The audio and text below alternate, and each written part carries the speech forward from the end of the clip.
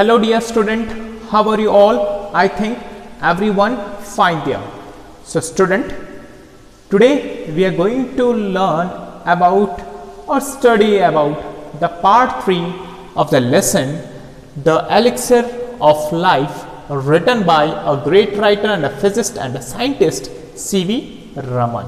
So student, I am your Prasad Jarli sir, and it is your English class, and the book is 1 and it is a part 3. So here we are going to write a glossary portion, whatever coming here in this remaining paragraph. So student, just recall your previous video. What we have learned in the previous video about the elixir of life? Yes, the elixir of life is a divine Amrit. This is what we are writing again and again from last couple of days. It is a divine Amrit. This divine Amrit means here water. What it is? It is a water, a plain water, you can see. And this plain water, is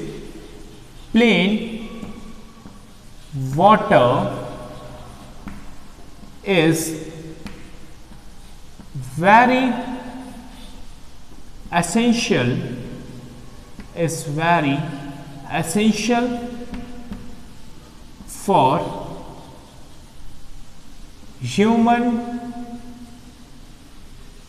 essential for human being and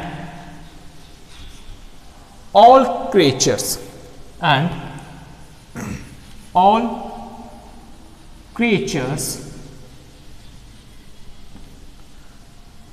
of this earth.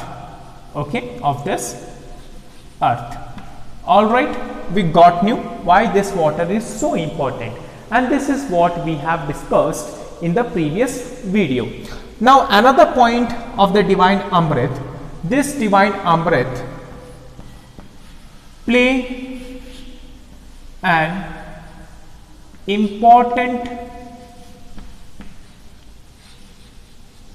vivid or important role in creation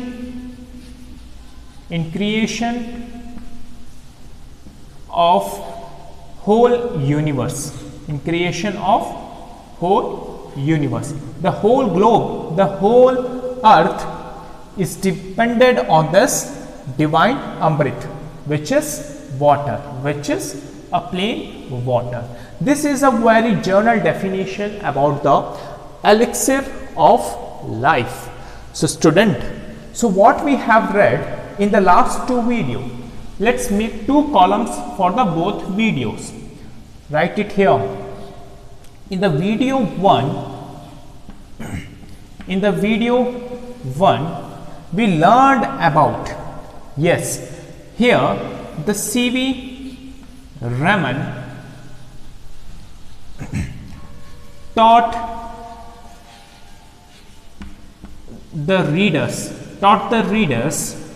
okay, he taught the readers on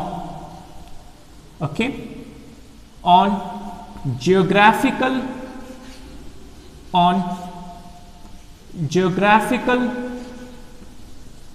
conditions,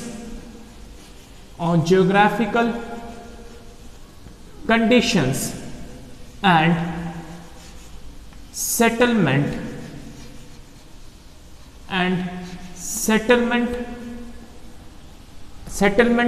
of people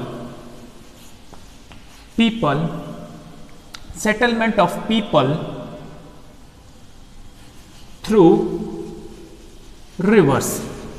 Okay, through rivers. So in the first video you might have learned how the C.V. Raman shared his own experience over the water in the Mediterranean till Egypt. The Nile River is flowing very fastly and the settlement is taking place beside to the river. One side it is too deserted and another side it is a good nature. Greenery is everywhere. People have settled beside to the river for the sake of water, because they want to use this water for the survival of their family, for the survival of the whole kin. This is what we have learned in the video number 1. And the video 2, let's quickly revise it. What all things we have learned in the video 2. In the video 2, you have learned about soil erosion. Yes, we have learned about the soil erosion. This water, which is very essential for the settlement of a human being, is also a very drastic. It can become a drastic in the form of soil erosion or in the form of flood.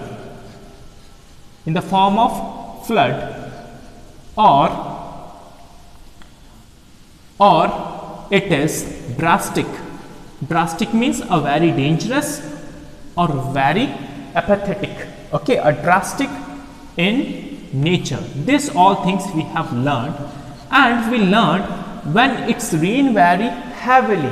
How it is raining nowadays? You can see from last couple of days it is raining continuously, because according to the Meteorological Survey of India, who will survey the rain throughout the India and outer parts of its territory, that Maharashtra will receive a very heavy to heavy rainfall, and it is kept in the red and the orange alert. Due to this, in our Belgavi and Chikkodi, it is raining very heavily from last couple of days. We never seen the sunlight from last 2 or 3 days. Though, if it is raining, then what happens? The trees which were grown naturally, people have cut it down for the economic purpose, and due to that, the soil which is holded by a tree, it is drained along with the flowing water, and the cutting of the soil taken place. You have learned cutting of soil from agricultural land, from agricultural land. The farmers who are growing the crop each and everywhere, they couldn't able to grow the crop because the trees were cutted by them for the economic purpose, and the strength the tree have to hold the soil, it loses, and the soil is flowing throughout the water very fastly. Okay, then what else we have learned? We learned the precautionary measures and the steps should be taken to avoid the soil erosion by the heavy rainfall of water. Okay, we have learned the steps. The steps should be followed to avoid this soil erosion. These all things we have learned in the video number 1 and the video number 2. And in this video, we will learn how the human beings can come over with this drastic situation and how they can utilize the water for the betterment of the human being in a good sense, not in a bad way. Here in this video, we will learn about the industrialization and how the industrialization is affecting a good and a clean and a plain water, and side by side it is affecting the health of us living being.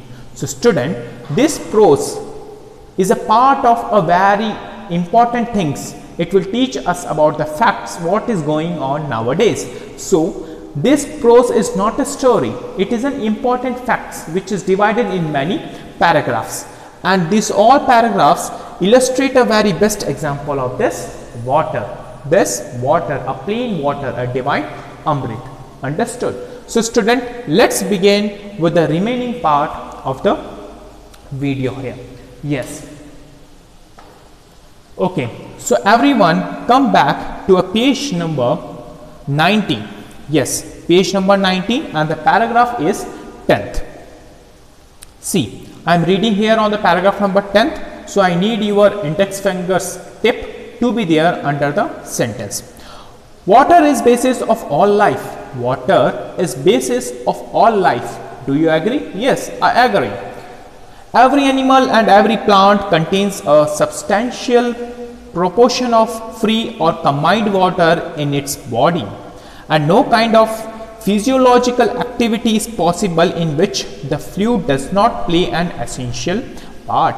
So what the first 4 lines of the paragraph 10th is telling to us? See, water is very essential in everyone's life because it plays a very important role. So student, I am rubbing here. Please note it down by pausing the video. It plays a very important role, and the water's proportion. What do you mean by the word proportion? The water's availability is there in each and every human beings, and it is available there in each and every human's body. So do you know, according to the science, there is 70% water in our body and remaining is 30%. Okay, the blood contains the 70% of the water. Okay, so that's why water is very important.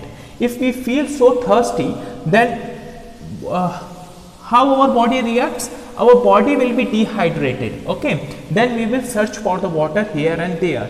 So when our body feels dehydrated, what it means? We drink very less water. If we drink very less water, then you will have some stomach problem. Okay, your body will pain, your legs will pain, and you will got the pimples on your faces. To avoid all these kind of things, okay, so you can drink a lot and lot water. If your body will have a good water, your body will not pain, your body will be so energetic, and there will be not such a disorders on your some parts of the body. Understood? So this is what the use of the water here, and water is available in each and every human being. It is available in each and every living creatures. So here first point we are writing, okay, water availability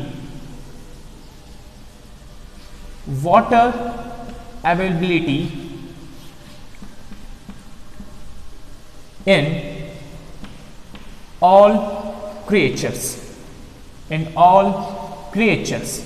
okay, fine. So water's proportion is there. So some proportion of water is necessary and compulsory in every creature. Okay, this is point we have learned, and it is a kind of physiological activity. It is a kind of physiological activity. What do you mean by the word physiological? It is a kind of physiological, okay, physiological activity. Okay, physiological activity means the activity based on the physical way. So water is a way of a physical well-being. So that's why it is called a physiological activity. This physiological activity is very important, okay, for the upliftment and the growth of the human being. All right, now let's begin with another some lines. Water is of course necessary for animal life, while moisture in the soil is equally imperative for the life and growth of plants and trees. So water is very important for the animal life, even for the plants life, because it plays a very important role for the upliftment and the growth of the nature. Okay, the preservation and utilization of water is thus fundamental for human welfare. Okay, what do you mean by the word human welfare? Human welfare, can anyone know what it means? Human welfare means the betterment of the human beings. How? It means the betterment of human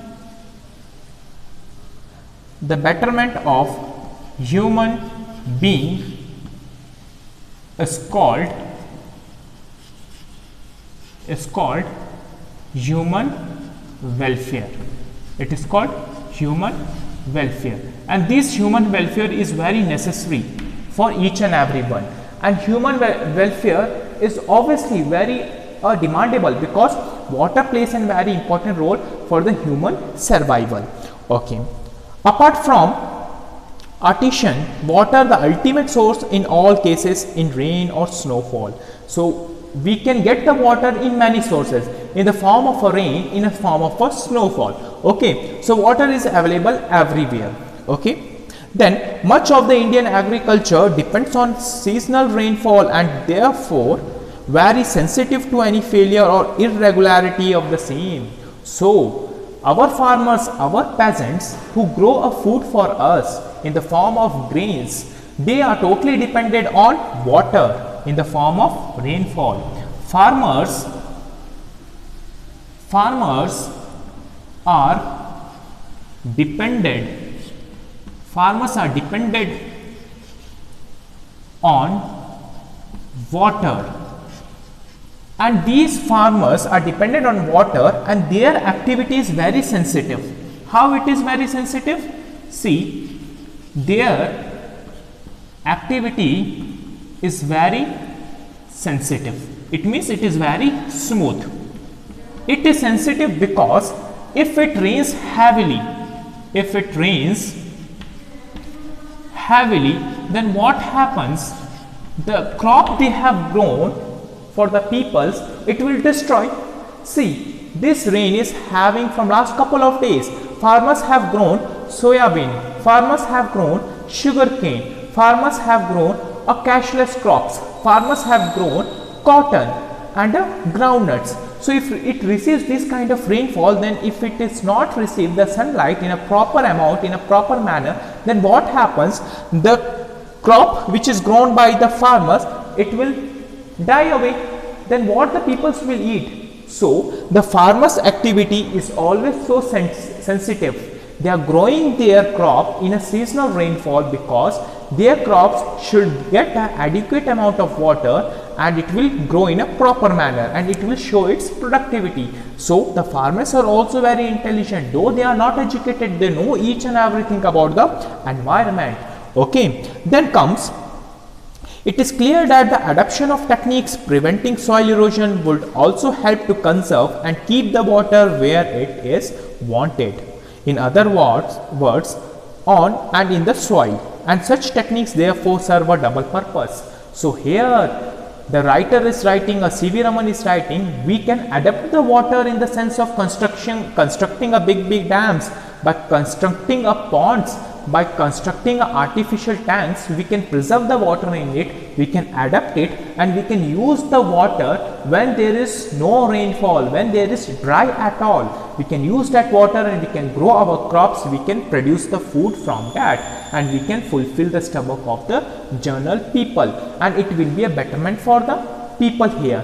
So we can take the use of the water in such a very technical manner. In the 10th paragraph, we have learned all these kind of things with a better explanation. So in the 10th paragraph, what you have learned, you learned about the activity of the farmer, you learned about the human welfare where water plays an important role. You have learned that the water is very important and it is available in each and every human beings and even all creatures. Okay, some 70% of the space of the human life is acquired by the water, and water is very crucial and it is very important and it should be taken care in a proper manner, and water can be utilized for the human well-being in many senses. Okay, and here you have learned about the agriculture activity of the farmer and how the farmer utilizes the water and he can grow the crop, but his activity is very sensitive, it is very smooth. So farmers should know the time, should know the proper timing when to grow their crop and when to take the utilization of the water for the betterment of his crop. So student, let's begin with the paragraph number 11th. Okay, in the paragraph number 11th, we are going to learn that, see, okay, write it down, it is all about a paragraph number 10th. Okay, see, in the paragraph number 11, you are going to learn how the water can be preserved in a better manner so that human beings can take a better use of that water. Here, In 11, it is evident, however, that in a country having only a seasonal rainfall, an immense quantity of rainwater must necessarily run off the ground. See, in the country like India, where it rains very heavily due to southwestern monsoon, then some part of the whole area will be depleted in such a manner. Okay, the collection and utilization of this water is therefore of vital importance. So the collection of the water and the utilization of the water should go in a systematic manner for a betterment of the human's life and the betterment of the nature. Much of it flows down into the streams and rivers and ultimately finds its way to the sea. See what happens, the 60% and 70% of Himalayas water which will flows throughout the streams and the rivers and throughout from the major tributaries, it will flow straight forward in the sea and the ocean, and most of the water is wasted. Though apart from this, India is well known for the rivers, okay, but some of the part of the India is too dry, it is not getting water adequately. Then what is the use of such a tributary, such a use of it? So water should be collected in such a proper manner and should be utilized for the betterment of the human being in many sense. Okay, then much of it flows down into the streams and rivers and ultimately finds its way to the sea. Okay, incredibly large quantities of the precious fluid are thus lost to the country. The harassing of our rivers, the waters of which now mostly run to waste, is a great national problem which must be considered and dealt with on national lines. So here the writer is writing that in our country what is happening, rivers, there are rivers, streams and tributaries, rivers, streams and tributaries which were joined by major rivers, they were flowing directly into,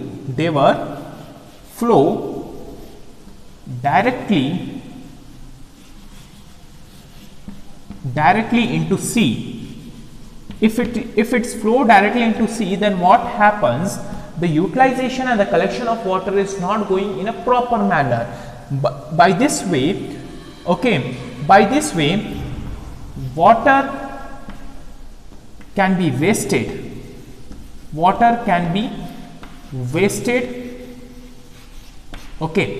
wasted and no utilization taken and no proper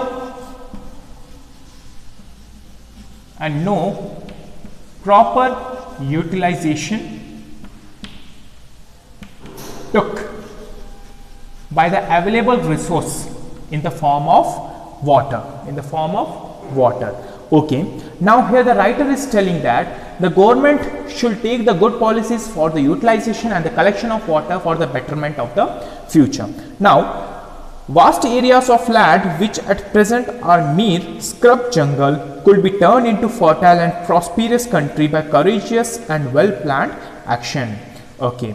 Now here what is telling, the vast areas which are in the sense of jungles and the shrubs and the bushes are grown here and there should be taken the use of it in a proper civilization manner where it should be greenery and it should be utilized in a proper manner. So the person is telling here, the C.V. Raman is telling, we have a vast area, okay, in that area nothing is going on, it is left it as it is, government is not taking the use of it, and these water should be preserved and should be irrigated to these all areas where it is too dry, then we can take the proper utilization of it, he is telling here.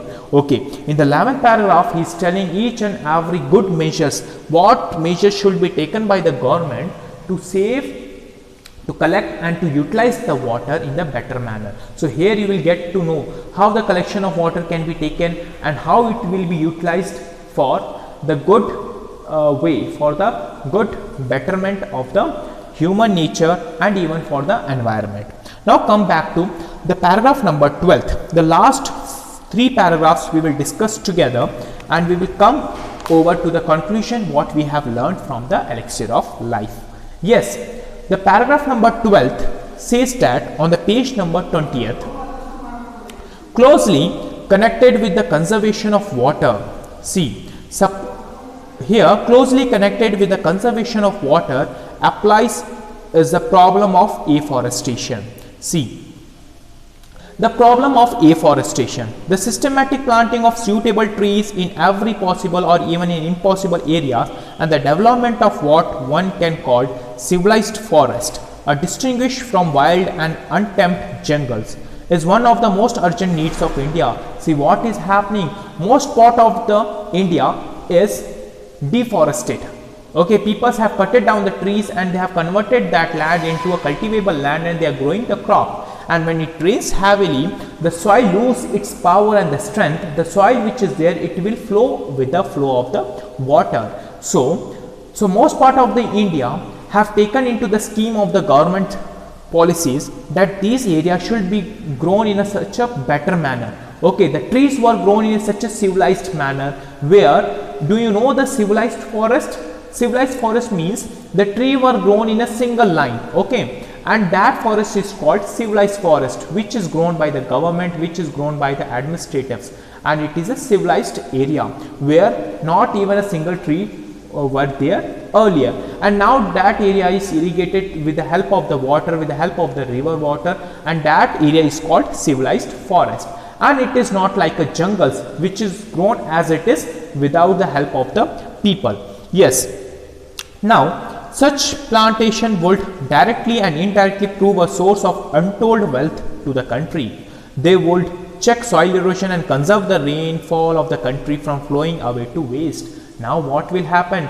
The water which is falling down over the earth, the water will go as it is with the help of the streams and the rivers. If you grow the trees, if you grow the plants, if you grow the saplings, in the rainfall season, those saplings and the plants will grow and can be turned into the jungle. So by this way, we can take the utilization of water. We can take the utilization of water, and the water can be utilized while preserving in the ponds and somewhere in the artificial pond and the artificial dams. In this manner, the water can be well utilized. How the water can be well utilized? A question arises here. See the paragraph number 12th. See, the water can be well utilized, okay, by growing civilized forest, by growing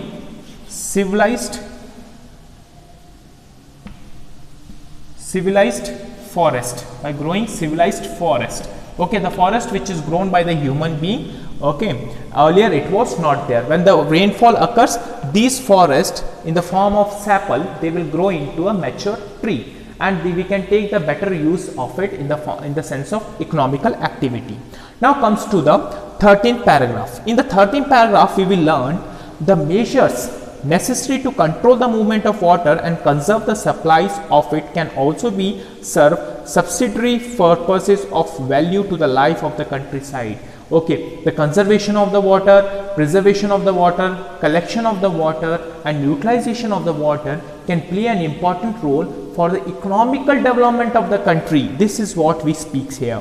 By far, the cheapest form of internal transport in a country is by boats and barge through canals and rivers. Now, the peoples are utilizing the fossil fuel, petrol, diesel to travel from one place to another. Instead of that, we can adapt the cheapest way of communication, that we can travel from one place to another through rivers, through streams, that boats or ships can be taken from one place to another. Even the big machineries and the good can be taken from one place to another with the help of the canals, rivers and streams. So it can become a very important role while saving the money, while saving the fuel. Then what happens? See, we hear much about programs of rail and road construction, but far too little about the development of internal waterways in India. So our India is lagging behind internal waterways. Internal waterways means that transportation can be occurs over the rivers in the form of boats and ships.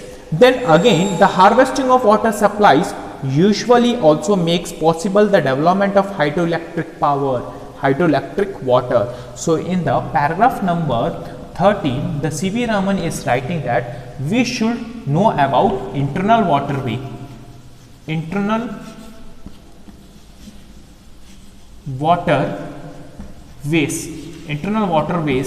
like boats and ships,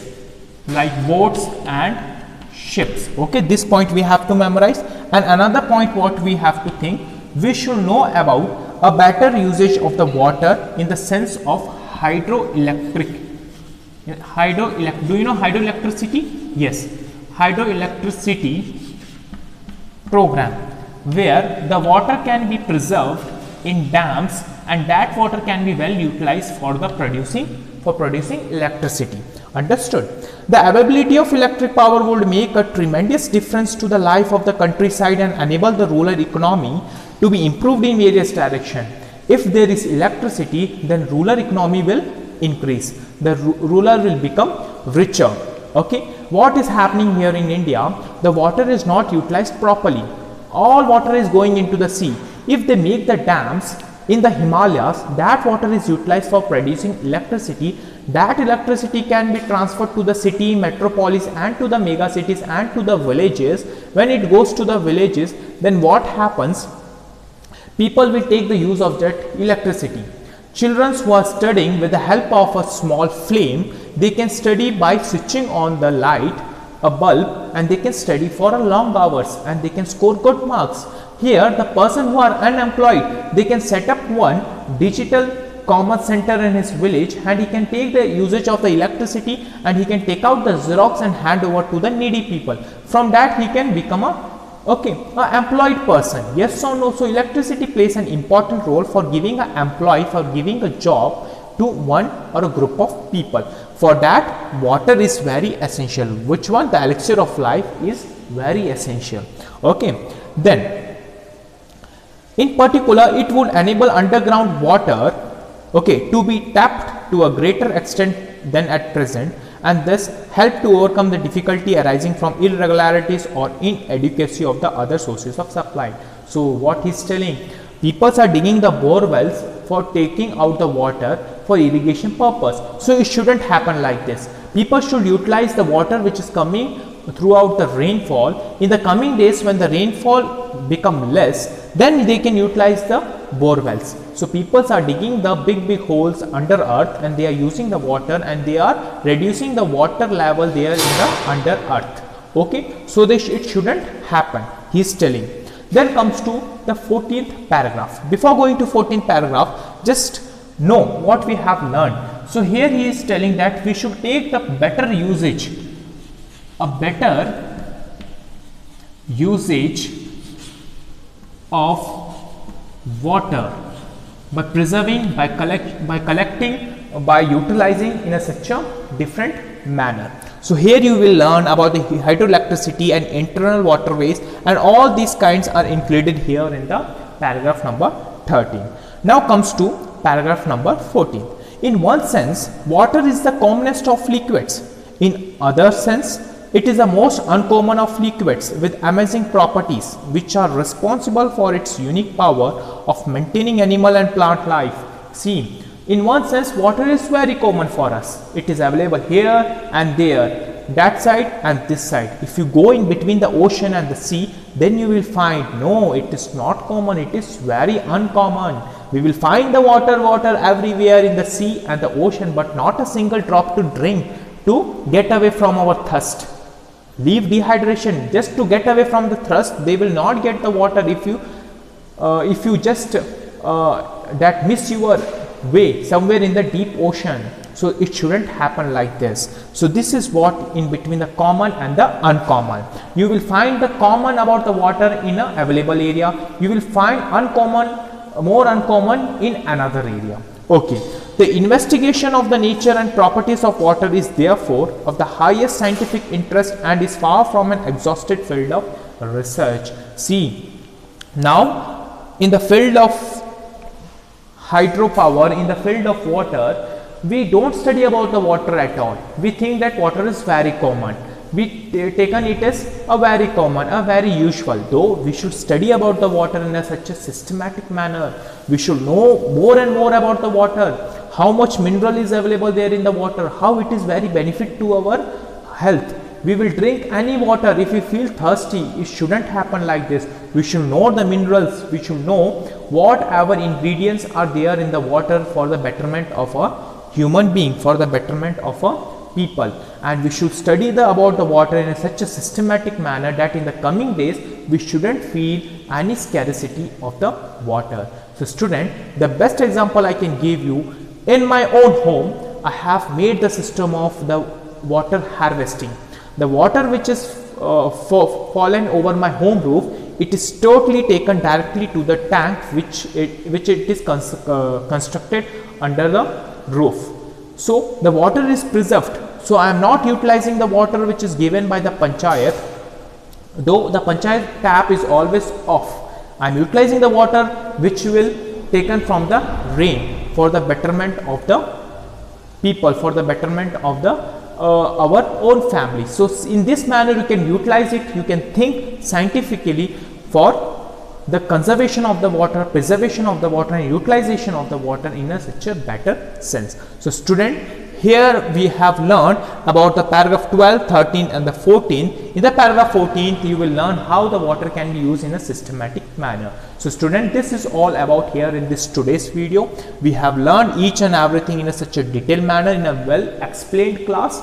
So watch this video thoroughly, once, twice, thrice, understand it, make all notes in your literature notebook, whatever written here in on the board, and send me in the WhatsApp. And in the coming video we are going to discuss the question and answers of this lesson along with some grammar portion. So student, for the time being, take care and have a nice day.